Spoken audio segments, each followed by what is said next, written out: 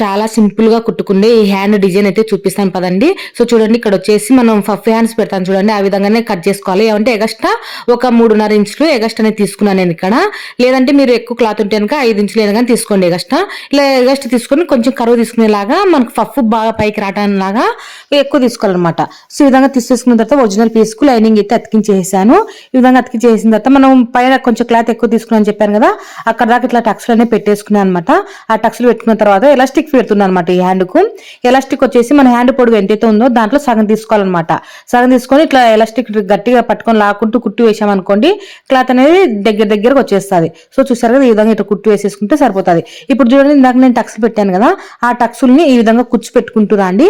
Centre దగ్గర వరకు ఒక రకంగా, అలాగే అక్కడి నుంచి వచ్చేది ఆపోజిట్ లో వచ్చేలాగా ఈ విధంగా కూర్చొని వేసేసుకుంటే మనకి హ్యాండ్ అనేది ఇలా వస్తుంది.